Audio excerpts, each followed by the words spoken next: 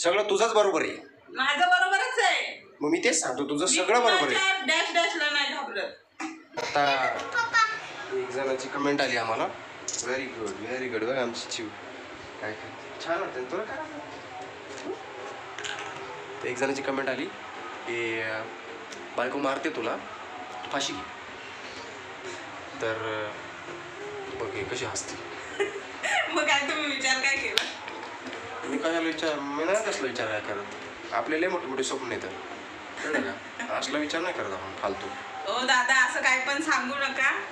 जरी मी माझ्या नवऱ्याला मारत असेल आणि माझा नवरा जर मला मारत असेल, मारतात की नाही तुम्ही पण मला मारता ना. जर हे मला मारतात तर माझा पण हक्क आहे मी ह्यांना मारावं.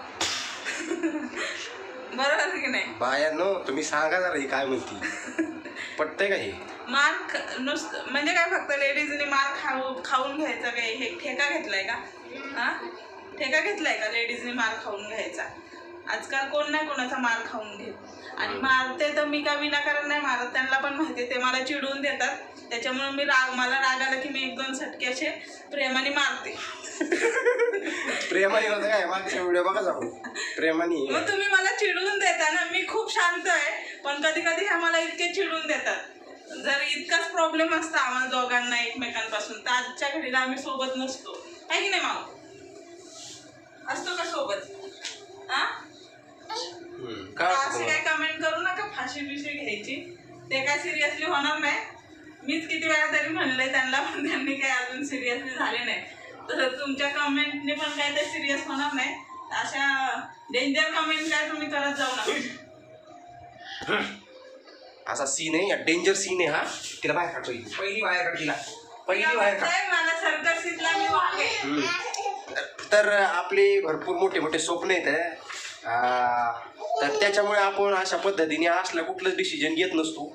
आणि असलं डिसिजन किरकोळ लोक घेतात नाही का, ज्यांना की त्यांच्या लाईफमध्ये काहीच करायचं नाही. माझ्या लाईफ नवऱ्याने जर बायकोच्या मारावरून जर फाशी घेतली तर एक नवऱ्याचा इगो असणार आहे तो.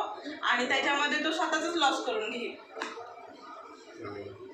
बरोबर. पुढची पार्टी जरी तुम्हाला किती पद्धतीने कशा पद्धतीने पिळवणूक करत असेल ना, तर त्याचा तुम्हाला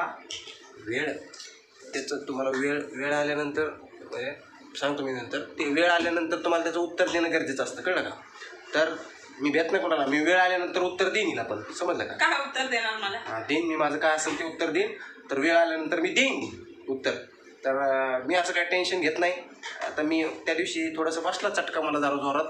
तर पण चुकी होती की नाही तुमची? काय चूक होती माझी? तुम्ही मी काम करते तर तुम्हाला गरज आहे का येऊन असं टोचा मारायची? मग मी एकदाच घेणार ना. टोचा मारा मी कावळा वेळ आहे, डम कावळा आहे काय.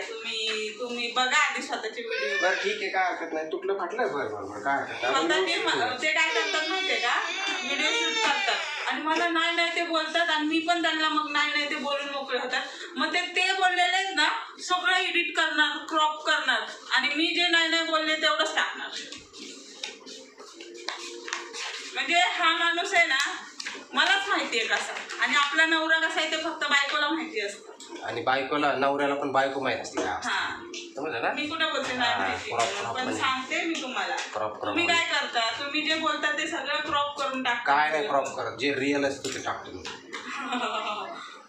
थोडंफार क्रॉप करावं लागतं. म्हणजे असा मोबाईल पडला स्वतःची बाजू सेफ ठेवतात ते फक्त. आणि मला कसं मी कशी वाईट पत्नी हे दाखवण्याचा पुरेपूर ते प्रयत्न करतात. पण मी काय घाबरत नाही. त्या दिवशी तुला मला मारलं मी तुला त्या दिवशी. नाही ते बोलले ना. पण काय बोललो?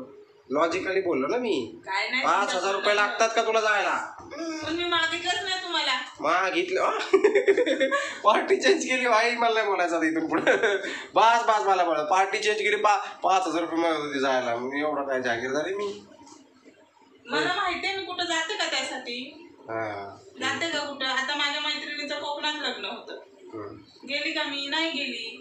तुमचे असेल कुठेतरी तुम्ही लगेच बाईक काढता निघता, एकटे निघता. मला 2 लेकरं घेऊन जायचे तर विचार करून जायला लागतो मला. तुमच्यासारखं नाही ना एकटं भुंड निघालं. चला अशा पद्धतीने भुंड्याच्या वतीने मी या व्हिडिओचं विदाई घेतो आणि बंद करतो मी व्हिडिओ इथंच. आहे का नाही. सगळं तुझंच बरोबर आहे. माझं बरोबरच आहे. मग मी तेच सांगतो, तुझं सगळं बरोबर आहे. डॅश डॅशला नाही घाबरत. डॅश डॅश, हां ठीक आहे ठीक आहे. ज्याला त्यांनी समजून घ्या आणि कमेंट करा काय डॅश डॅश माहिती होतं ते.